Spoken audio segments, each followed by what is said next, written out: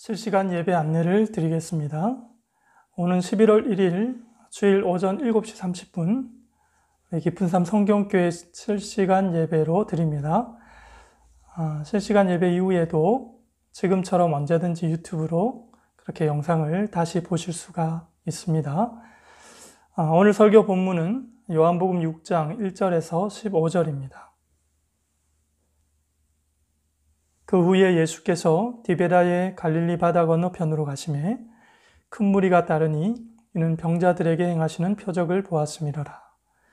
예수께서 산에 오르사 제자들과 함께 거기 앉으시니 마침 유대인의 명절인 유월절이 가까운지라. 예수께서 눈을 들어 큰 무리가 자기에게로 오는 것을 보시고 빌립에게 이르시되 우리가 어디서 떡을 사서 이 사람들을 먹이겠느냐 하시니 이렇게 말씀하심은 친히 어떻게 하실지를 아시고 빌립을 시험하고자 하심이라. 빌립이 대답하되 각 사람으로 조금씩 받게 할지라도 200데나리온의 떡이 부족하리이다. 제자 중 하나 곧 시몬 베드로의 형제 안드레가 예수께 여짜오되 여기 한 아이가 있어 보리떡 5개와 물고기 2마리를 가지고 있나이다. 그러나 그것이 많은 사람에게 얼마나 되겠사옵나이까? 예수께서 이르시되 이 사람들로 함께하라 하시니 그곳에 잔디가 많은지라. 사람들이 앉으니 수가 5,000명쯤 되더라. 예수께서 떡을 가져 축사하신 후에 앉아있는 자들에게 나눠주시고 물고기도 그렇게 그들의 원대로 주시니라. 그들이 배부른 후에 예수께서 제자들에게 이르시되 남은 조각을 거두고 버리는 것이 없게 하라 하시므로 이에 거두니 보리떡 5개로 먹고 남은 조각이 12바구니에 찼더라. 그 사람들이 예수께서 행하신 이 표적을 보고 말하되 이는 참으로 세상에 오실 그 선지자라 하더라. 그러므로 예수께서 그들이 와서 자기를 억지로 붙들어 임금으로 삼으려는 줄 아시고 다시 혼자 산으로 떠나가시니라. 아멘. 요한복음은 예수님이 행하신 7개의 표적 사건이 기록되어 있습니다. 7개의 표적도 각각 중요하지만 순서도 중요합니다. 그래서 처음 3개의 표적은 구원과 관련해서 구원이 어떻게 오는지, 구원이 오는 방법에 대해서 첫 번째 3개의 표적을 통해 알려주는가 하면 마지막 3개의 표적을 통해서 구원의 결과가 어떠한지를 알려줍니다. 그래서 구원이 오는 방법, 그리고 구원의 결과, 그 사이에 무엇이 있습니까? 오늘 본문의 이 4번째 표적은 시작된 구원이 어떻게 완성되어지는지 그 과정을 우리에게 보여줍니다. 그래서 사실상 우리에게는 이미 시작된 구원이 어떻게 우리의 삶의 여정 속에서 완성을 향해 나아가는지 이것이 중요하지 않습니까? 그래서 이 7개의 표적 중에 실제로 이 4번째 기적, 이 표적이 가장 크고 또 가장 많은 사람들에게 알려진 중요한 표적이 됩니다. 그래서 그걸 어떻게 우리가 증거를 찾느냐 보니까 7개의 이 표적들 중에서 4개의 복음서에 다 기록되어진 유일한 사건이라는 사실입니다. 그래서 그만큼 믿는 우리에게도 중요한 내용이라는 것은 우리는 이미 구원을 받았고 이제 신자로서 신자답게 살아갈 일만 남은 것이죠. 이러한 지금의 우리의 삶의 현실에 가장 필요한 것이 이 4번째 표적과 연결되어 있다는 것이죠. 그래서 오늘날 신자된 우리의 당면 과제라고 하면 그게 무엇이겠습니까? 우리의 당면 과제, 그건 예수 믿으면 너희들 죽는다라는 협박, 그것이 아니라 예수 믿는 것을 어쨌든 흐리게 만들고 예수 믿는 것을 흐지부지하게 만드는 이런 조잡한 현실적인 상황들, 이런 것들입니다. 여기에 대해 우리가 어떤 하나의 신앙의 원리를 잘 견지해야만 이런 일관된 관점으로 우리의 현재의 손자리를 바라보고 해석해야 하지만 안 그러면 이전에 우리가 흔들리고 넘어지던 것보다 훨씬 더 많은 넘어짐과 흔들림을 경험하게 될 겁니다. 그런 면에서 오늘 말씀이 우리 삶의 많은 부분에 이 적용될 기준 하나를 제시하니까 여러분 한번 집중해서 따라와 주시면 좋겠습니다. 오병이어로 표현되어지는 이 기적 이야기의 발단은 5절입니다. 5절에 보면 예수님께서 어떻게 해요? 빌립을 시험하십니다. 이때는 때늦은 오후였습니다. 다들 돌아갈 생각하지 않고 따르는 이 무리가 상당했습니다. 그때 예수님이 빌립에게 이렇게 묻습니다. 혹시 이 무리가 함께 먹을 수 있는 근처 떡집을 알고 있느냐? 빌립 입장에서는 좀 당황했을 수 있습니다. 왜냐하면 사실 거기가 빌립의 고향 벳세다 근처였습니다. 그래서 빌립에게 먼저 물었던 것이죠. 그러나 예수님의 숨은 의도는 따로 있었습니다. 빌립을 시험할 목적이었던 것이죠. 빌립이 이 이야기를 듣고 놀랍니다. 예수님이 그 많은 사람들에게 한 끼 식사를 제공하겠다는 예수님의 의지를 보고 놀라는 것이죠. 얼른 계산해도 200데나리온이 필요합니다. 여러분, 성경은 노동자 하루 품삯을 1데나리온으로 계산합니다. 그래서 오늘날 노동자 하루 품삯을 10만 원씩으로 해서 200데나리온을 계산해보면 약 2천만 원 정도가 되죠. 근데 문제는 여기서 끝나지 않습니다. 2천만 원을 낼 돈도 없지만 한꺼번에 그 많은 음식을 조달하고 제공할 만한 떡집도 없습니다. 어쨌든 빌립은 예수님의 질문에 현실적 계산으로 응수했고 지금 그건 불가능하다는 것이 예수님의 이 질문에 빌립의 대답이었습니다. 그런데 예수님의 이 질문이 또 다른 제자 안드레를 통해서 풀려집니다. 그것도 전혀 다른 방향으로 이 질문이 풀려져 가는 것을 보게 됩니다. 요한복음 6장 8절 9절입니다. 제자 중 하나 곧 시몬 베드로의 형제 안드레가 예수께 여짜오되 여기 한 아이가 있어 보리떡 5개와 물고기 2마리를 가지고 있나이다. 그러나 그것이 많은 사람에게 얼마나 되겠사옵나이까. 예수님과 빌립의 대화 중에 뜬금없이 지금 안드레가 예수님께 이렇게 제안을 하는 겁니다. 거의 이 제안에는 뭔가 기대감이 깃들여 있는 듯 하지만 아마도 확신이 없어서 그렇게 표현했던 것 같습니다. 그런데 같은 제자 빌립은 전혀 그런 생각조차 못했던 것이죠. 기대감이 없었다는 이야기입니다. 빌립은 그간의 주님을 따르면서 겪어봤던 수많은 표적과 사건들을 마치 한 번도 경험해보지 않은 사람처럼 여전히 자기 방식과 자기 경험대로 예수님의 질문에 응수했습니다. 물론 그렇다고 안드레가 빌립보다 믿음이 더 크다고 이 대목에서 단정할 수는 없습니다. 그런데 적어도 우리가 이 어린이의 오병이어로 무언가 또 다른 표적, 또 다른 사건, 또 다른 현상이 예수님을 통해 나타나지 않을까, 이런 기대감은 중요합니다. 제가 이 대목에서 기대감으로 표현한 것을 여러분 잘 이해해 주시기 바랍니다. 이것이 안드레의 마음 안에 있었다는 거죠. 누구에게는 없었던 마음입니까? 빌립에게는 없었습니다. 아니면 어린아이 한 끼 식사를 예수님께 가져오면서 이걸로 어떻게 하면 안 되겠습니까? 이것이 지금 그때 그 제자들이 있는 상황에서 주변 사람들로부터 충분히 비웃음 살 수 있는 상황이었거든요. 근데 그런 것들을 감안하고 좀 애매하지만 기대감과 소망을 가지고 안드레 입장에서는 누구보다 본인 입장에서는 진지하게 조심스럽게 예수님께 제안을 했던 것이죠.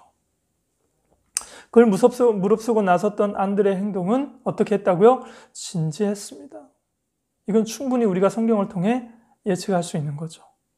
그러니까 산술에 능한 빌립과 어설프지만 예수님께 대한 또 다른 관점으로 바라본 안드레, 여러분의 어떤 삶의 성향은 이 빌립과 안드레 중에 어느 쪽에 더 가깝습니까? 누구 한 사람을 콕 집어서 말할 수 없겠죠. 그리고 상황에 따라서 우리는 빌립처럼 행동하기도 하고 안드레처럼 행동하기도 합니다. 그러나 여기서 제가 던지는 질문의 의도를 여러분들은 어느 정도 하실 겁니다. 주님이 볼 때 이 상황에서 이 빌립의 모습과 안드레의 모습 중 누구 편에 손을 들어주었을까요? 누군가 편에 손을 분명히 들어주었습니다. 분명한 것은 주님은 이 대목에서 현실적 경험이나 계산이 아닌 믿음을 원했습니다. 거기서 발빠르게 계산기를 두드렸던 빌립을 시험했던 이유도 바로 이것 때문에 그렇습니다. 분명한 건 주님은요, 우리가 처한 어떤 상황이든지 간에 믿음을 기대하십니다. 이건 분명한 사실입니다. 우리가 큰 일을 겪든 적은 일을 겪든 우리 일상에서 하나님께서 우리에게 무엇을 약속하셨는지 우리의 행동과 태도와 생각과 모습을 통해서 항상 드러나시기를 예수님은 기대하시고 우리와 함께 하십니다. 빌립은 산술에 능하고 위기대처 능력이 있는 사람인 것이 분명합니다. 아마도 오늘날 이 빌립이 젊었다면 그는 대기업에 취직을 했을 가능성이 크고 그 대기업에서조차 꽤 높은 직책을 상당 기간 그렇게 위임했을 것으로 충분히 예측합니다. 그러나 반면 안드레의 행동은요, 요즘처럼 열정과 분명함이 요구되어지는 때에 눈에 잘 보이지 않는 영향이 없는 그런 태도와 모습으로 비춰졌을 것입니다. 믿음의 크기로 말하면 아주 겨자씨 같은 아주 작은 믿음이었습니다. 믿음이었습니다. 그러나 주님 앞에서는 그런 것이 훨씬 더 훌륭하고 값지고 생명력이 있습니다. 믿음으로냐, 믿음이 아닌 것으로냐, 이런 예수님의 시험이었던 것이고 질문이었던 것이죠. 근데 그다 대고 더 큰 믿음, 적은 믿음 이것이 아니라 믿음으로냐, 믿음이 아닌 것으로냐 라는 것이었죠. 정말 초라하고 슬퍼 보이는 믿음이요, 또 남들에게 인정받기 어려운 보잘것없는 행동이라도 믿음의 씨앗이 있는 행동과 믿음의 씨앗이 없는 행동은 전혀 다른 것이죠. 여러분 기억하십시오. 믿음은 처음부터 큰 것을 바라지 않습니다.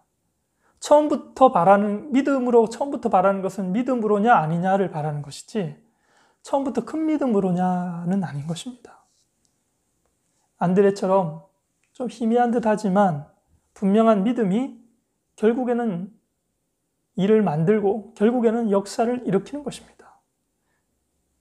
요한복음의 가장 큰 기적은 어린아이가 자기 도시락 하나 내놓는 것에서 시작이 됐습니다. 그리고 예수님이 말씀하실 때 그건 불가능합니다. 혹시 굳이 그렇게 할 필요가 뭐가 있겠습니까? 이런 어떤 상황적 분위기 가운데 안드레는 예수님 말씀과 관련해서 그 말씀과 그 지리에 지금 자신이 할 수 있는 일을 찾아 했더라는 것이죠. 그것이 요즘 트렌드에 맞지 않고 사람들의 따가운 시선이 충분히 예상되는 일이라 할지라도 아랑곳하지 않고 안드레는 반응을 그렇게 했습니다. 중요한 건 예수님의 말씀에 이 두 사람 중 결국 안드레의 편을 드셨다는 것이죠. 안드레의 대답과 태도는 어떤 면에서는 회의적인 생각이 깔려 있으면서도 나름대로 씨름하는 작지만 참된 믿음의 반응이었습니다. 보십시오. 예수님이 사람들로 앉게 하도록 명령을 합니다. 10절에 우리 주님은 그 작은 믿음을 손에 들고 조금도 주저하지 않고 예수님이 계획하신 일을 진행을 합니다. 10절에 예수께서 이르시되 이 사람들로 앉게 하라 하시니 그곳에 잔디가 많은지라 사람들이 앉으니 수가 5,000명쯤 되더라. 5,000명이면 오늘 값으로 따지면 1인 2,000원을 잡으면 1,000만 원입니다. 2,000원짜리 한 끼 식사가 어디 있습니까? 4,000원으로 잡아서 2,000만 원입니다. 여기서 제일 놀라는 제자는 결국 빌립인 것입니다. 본인이 계산을 했으니까. 11절에 예수께서 떡을 가져 축사하신 후에 무슨 말입니까? 하나님께서 이미 주셨음에 감사의 기도를 드리신 이후에 어떤 일이 발생합니까? 주셨음에 감사할 수밖에 없는 놀라운 일이 일어납니다. 그들에게 원대로 나누어 줬습니다. 그들이 원하는 대로 나누어 주고 다 배불리 먹었습니다. 질서대로 나누었는데 부족함 없이 다 배불리 먹었더라는 것입니다. 어떻게 음식이 생겨나서 그것을 어떤 방식으로 나누어 주었는가? 이런 거에 대해서는 사실 이 4개의 복음서에서 구체적으로 설명하는 복음서가 없습니다. 그것을 5,000명이 먹었다는 것은 눈으로 보지 않고 믿을 수 없는 사람에게는 말도 안 되는 것이죠. 그런데 오병이의 사건은요, 이 4개의 복음서에 모두 나오는 표적입니다. 그 말은 당시의 사람들은 이 사건을 모두가 다 알고 있었습니다. 아니, 그 사건 있잖아. 그때 한 어린아이가 도시락 하나 꺼냈더니 그거 굳이 말을 하지 않아도 그 사건을, 그 사실을, 그 일어난 일을 다 알고 있었다는 것이죠. 2000년이 지난 지금 성경을 역사와 사실이 아닌 상징으로 변절시키려는 이들이 여전히 있습니다. 그들은 오병이어는 역사가 아닌 신화라 이렇게 주장을 합니다. 그럼 이것이 어떻게? 주님은 어린아이의 오병이어를 들고 축사하신 것까지는 맞는데 축사가 끝나고 모든 사람들이 자신이 가져온 도시락을 다 꺼내서 함께 나누어 먹으니 부족함이 없이 오히려 넘쳤더라 하는 이야기입니다. 실제로 신학교에서도 지금도 이렇게 이 대목을 그렇게 해석하고 그렇게 가르치는 학교들이 있습니다. 근데 오병이어는 누구도 거부할 수 없는 역사적 사실이요 하나님의 말씀인 것이죠. 주님의 표적을 눈으로 목도하고 배불린 저들이 뭐라고 이야기합니까? 14절에 그 사람들이 예수께서 행하신 이 표적을 보고 말하되 이는 참으로 세상에 오실 그 선지자라 하더라. 그 선지자라 하더라. 이는 참으로 세상에 오실 그 선지자라. 이 주장은요, 사실 신명기, 그 모세 오경의 마지막 책인 신명기 18장 15절의 말씀을 염두에 두고 한 이야기입니다. 네 하나님 여호와께서 너희 가운데 네 형제들 중에서 너희를 위하여 나와 같은 선지자 하나를 일으키시리니 너희는 그의 말을 들을지니라. 사람들은 많은 치유의 기적과 오병이의 기적 앞에서 주님을 그 선지자라고 칭했습니다. 맞습니다. 표현은 맞는데요. 여전히 저들의 눈은 가리워진 표현이었습니다. 무슨 말인가 하면요. 육체를 치료하고 먹을 양식의 문제를 풍성함으로 해결해 주는 분인 것은 맞는데 그 예수 안에 영원한 생명이 있다는 것까지는 볼 수 없었던 거죠. 간파가 안 됐던 것이죠. 치유와 기적을 일으키시니 사람들이 모이고 예수를 쫓는 것은 맞습니다. 그렇다고 해서 이렇게 쫓는 것이 다 믿음은 아닌 것이죠. 그러므로 이 표적을 행하신 주님의 다음 행동이 무엇이었습니까? 15절입니다. 그러므로 예수께서 그들이 와서 자기를 억지로 붙들어 임금으로 삼으려는 줄 아시고 다시 혼자 산으로 떠나가시니라. 착잡한 모습으로 혼자 산으로 도망치듯 떠나가십니다. 설교의 결론 부분에서 우리가 생각해 봐야 될 중요한 질문이 있습니다. 먼저는 사람들은 왜 예수님을 임금 삼으려 했는가? 두 번째는 왜 주님은 그들을 피해 홀로 산으로 도망치듯 떠나셔야만 했는가? 본문 60절을 보면 예수님께서 그렇게 떠나고 제자들을 다시 만나서 제자들에게 일으키신 표적에 대한 자신의 존재를 설명을 해주는 가르침을 줍니다. 어떤 가르침을? 자신이 하늘에서 온 생명의 떡이다. 나로 먹고 나로 마셔라. 이런 가르침을 줍니다. 그러니까 오늘 제자들이 어떻게 해요? 60절에서 어렵도다 이렇게 반응합니다. 어렵도다 이 표현은요, 단순히 어려워서 무슨 소리인지 모르겠다 그런 의미가 아닙니다. 무슨 말인지는 알겠는데 그대로 수용하여 따르기가 어렵다라는 것입니다. 그렇게까지는 우리가 못 믿겠다. 그렇게까지는 못 따르겠다. 그래서 예수님이 64절에서 너희 중에 믿지 아니하는 자들이 있느니라 이렇게 말씀합니다. 결국 믿음 없는 사람은 세상에 이런 분이 없다고 하면서 그렇게 예수를 세상 임금 삼으려고 합니다. 세상의 임금 삼으려고 합니다. 보이는 것이 전부인 것으로 믿고 그렇게 보이는 임금으로 우리의 보이는 현실적인 문제를 채워주는 그런 면에서 이보다 더 좋은 임금은 없다라고 하면서 임금 삼으려고 했다면 예수께서 어떻게 하십니까? 그들을 피해 홀로 산으로 도망치듯 갑니다. 사람의 성품이 아무리 좋아도 믿음이 없으면 예수와 함께 할 수 없습니다. 사람이 빌립처럼 계산 능력이 빠르고 매사에 적극적이고 열정이 남다르더라도 믿음이 없으면 결국 예수님과 동행하는 것은 불가능합니다. 믿음대로 살 수 없고 신앙 생활할 수 없습니다. 그래서 우리는 오늘도 예수를 세상 왕으로 쫓을 것이냐 하나님 나라의 왕으로 쫓을 것이냐를 두고 늘 싸우고 있는 중입니다. 저분 따르면 밟은 굶지 않겠구나라고 하면서 세상 임금을 쫓을 것인가 그리스도 예수를 보고 쫓을 것인가 하는 것 이것 사이에 지금도 우리는 갈등하고 있습니다. 그게 사실이고 또 그것이 맞습니다. 그것이 옳게 가는 것이고요. 근데 이 영적 싸움에 힘될 말씀이 있어 오늘 여러분들에게 한 가지 소개를 합니다. 요한복음 6장에 있습니다. 다른 곳 멀리 가지 않아도 됩니다. 6장 68절입니다.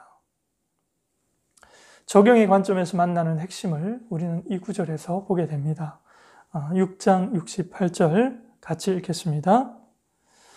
시몬 베드로가 대답하되 주여 영생의 말씀이 주께 있사오니 우리가 누구에게 가오리이까. 지금 돌고 돌아서 베드로가 다시 예수님 앞에서 이렇게 고백하고 있는 것입니다. 흔들리고 갈등하다가 결국 우리는 이 지점으로 다시 돌아오는 것입니다. 우리는 다른 데 갈 데가 없어서 이 지점으로 다시 돌아옵니다. 필연적으로 돌아옵니다. 그것이 신자와 불신자의 다름입니다. 차이입니다. 이 모든 과정이 구원받은 성도의 신앙 여정이라는 말이죠. 우리가 가는 길은 어렵습니다, 여러분. 아니, 불가능합니다.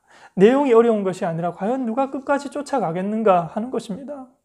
그래서 때로는 멀찌감치 쫓아갑니다. 우리의 신앙 여정은 한마디로 멀찌감치입니다. 멀찌감치. 이게 솔직한 겁니다. 그러나 우리에게는 그 길밖에 없기 때문에 그 길을 갑니다. 여러분, 성도에게는 두 가지 종류의 일만 있습니다. 무엇과 무엇이면 내 힘으로 할 수 있는 일과 할 수 없는 일, 그것이 아니라 내가 해야만 하는 일과 하지 말아야 하는 일이 있습니다. 두 가지 일입니다.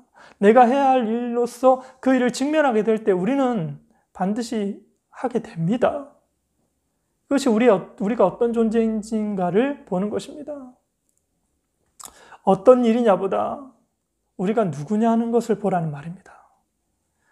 우리가 누구냐라는 것보다 누가 그 일을 우리에게 맡겼느냐라는 것이 더 우선으로 우리에게 보여주셔야 된다는 말입니다.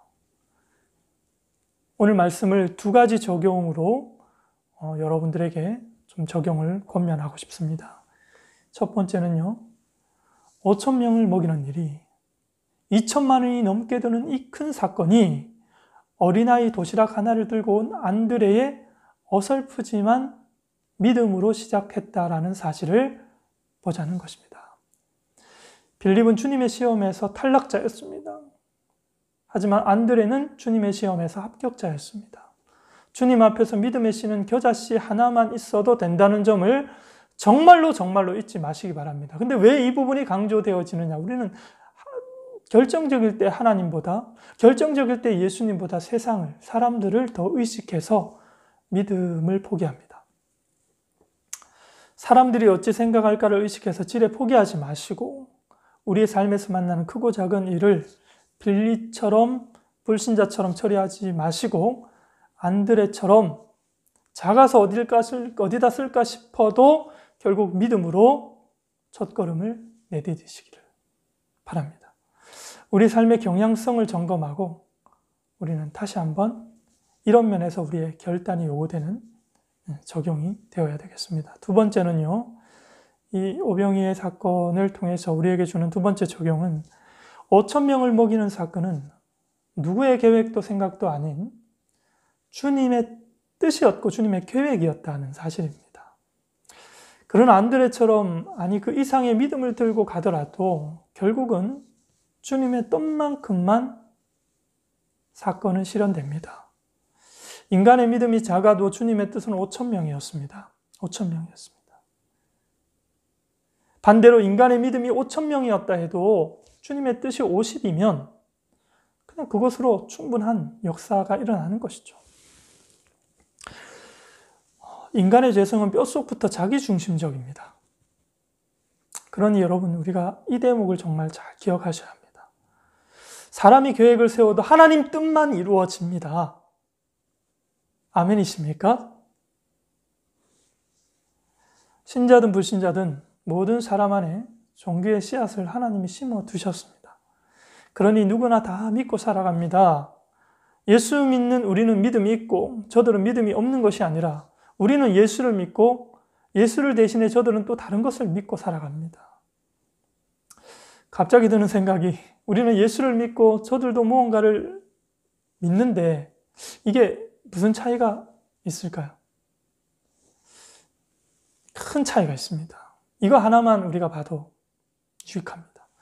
우리의 믿음은 그 믿음이 우리의 의지에 달려 있기보다 우리를 믿게 하신 그분의 의지에 우리의 믿음이 달려 있습니다. 그런데 저들이 믿는 믿음은요, 저들의 의지로 믿는 저들의 의지에 그 믿음이 달려 있습니다. 이 차이입니다. 이 차이. 사람은 다 믿음으로 삽니다. 하나님께서 종교의 씨앗을 모든 인류에게, 모든 인간에게 다 심어주셨기 때문에 그렇습니다. 그런데 언제나 우리가 예수 믿기를 잘했나 하는 생각을 하게 됩니까? 아, 정말 나 예수 믿기 잘했다라고 생각되는 때가 언제입니까? 지금입니다. 지금 같은 때입니다. 코로나19가 팬데믹으로 세계적으로 바이러스가 확산되면서 전 세계적으로 마치 전체적으로 흔들릴 때, 판이 흔들리는 지금 같은 때가 우리가 예수 믿기를 참 잘했다라고 여겨지는 때입니다. 무슨 이야기를 하려고 합니까? 이럴 때 믿음이 자기 의지에 달려있는 사람들은 흔들리고 끊어지고 아주 난리도 아닙니다. 그러나 우리는 다릅니다. 우리의 의지가 아닌 그분의 의지에 달려진 믿음이기에 우리가 선자리가 흔들려도 우리의 믿음이 흔들리지 않습니다. 넘어지는 것 같다가도 다시 일어나고요. 흔들리다가도 다시 자리를 잡습니다. 꺼질 것처럼 하다가 꺼지지 않습니다. 오히려 그렇게 좌지우지하는 과정 속에 지나고 나면 우리의 믿음이 더 견고해져 있는 모습을 발견하게 됩니다. 이것이 기독교 역사가 증명하는 믿음이고 우리 개인 역사를 통해 우리가 경험으로도 알게 된 신비이고 믿음이죠. 이렇게 안팎으로 믿음의 표지를 갖고 사는 복된 자가 바로 저와 여러분들인 줄 믿습니다. 두려움이 없는 용기는 없다고 했습니까? 이것과 같은 원리적 측면에서 저는 이렇게 적용해 보면 흔들리지 않는 믿음은 없는 것입니다. 흔들리지 않는 믿음은 없습니다. 참 믿음이기 때문에 흔들리는 것이죠. 아니, 믿음인데 그게 왜 흔들려? 흔들리는데 왜 그것이 참 믿음일 수가 있어? 참 믿음이기 때문에 흔들리는 것입니다. 우리의 믿음이 내 실력이 아닌 예수의 성품으로 주어진 믿음이기 때문에 흔들리는 것이죠. 내가 잡고 있으면 그 순간만큼은 흔들리지 않고 견고할 수 있습니다. 그러나 하나님이 우리를 잡고 있는 그 하나님의 의지가 우리의 믿음이 되기 때문에 우리는 흔들리는 것이죠. 그러나 결정적일 때 내가 잡고 있는 것은 내가 흔들리기 때문에 믿음은 놓치게 되는 것이지만, 그러나 결정적일 때 그분이 우리를 잡고 있는 그 믿음 때문에 우리는 계속해서 매달려 있는 것이죠. 흔들리기 때문에 참 믿음인 것은 시몬 베드로의 고백처럼 결국 주님을 떠날 수가 없습니다. 어떻게 해요? 시몬 베드로가 돌고 돌아서 어떻게 고백했습니까? 주여, 영생의 말씀이 주께 있사오니 우리가 누구에게 가겠습니까? 우리 모두의 고백입니다. 우리는 결국 여기 안에 있습니다.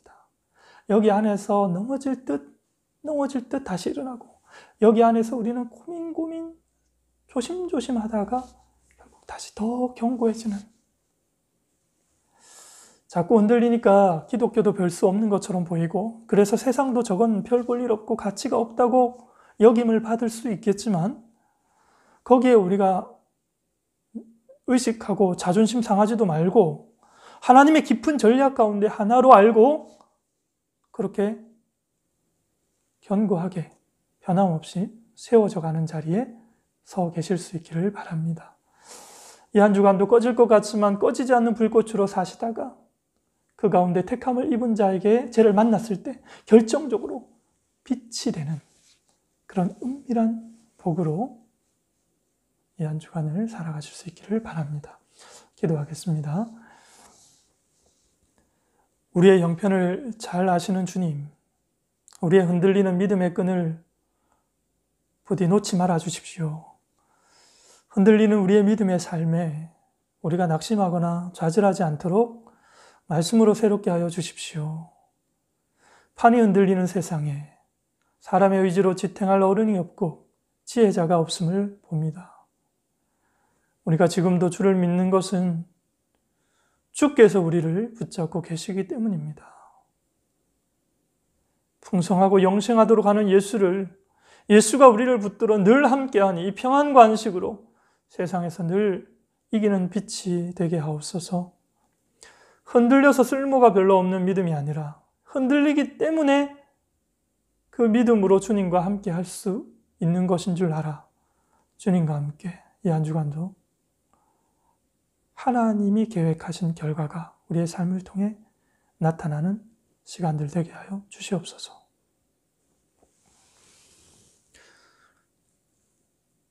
지금은 십자가에서 자신은 죽고 우리는 살려주신 예수 그리스도의 은혜와 원수되었던 우리를 아들 주시기까지 사랑하신 영원하신 하나님의 사랑과 우리 안에서 남은 구원을 그리스도 예수의 날까지 이루시기까지 쉬지 않으시는 성령의 위로, 교통, 인도, 충만하심이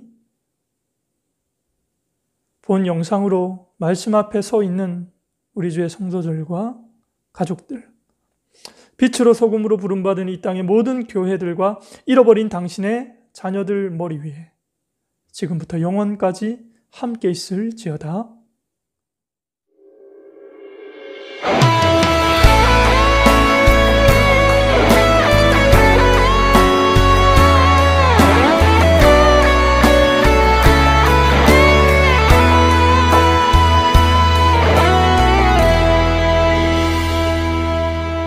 이곳에 임하신 하나님 나라 가난한 마음으로 바라보리라. 먼저 그 나라 그 뜻 구하며 나의 삶 드리리.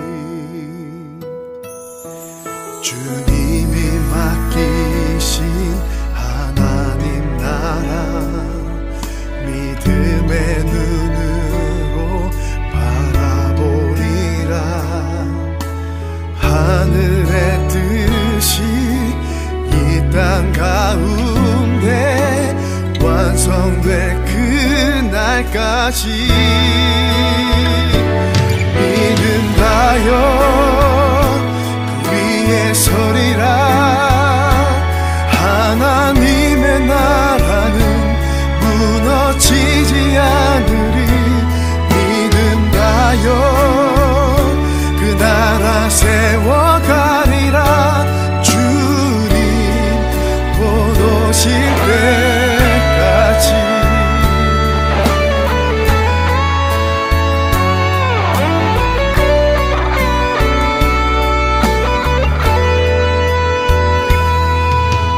이곳에 임하신 하나님 나라 가난한 마음으로 바라보리라.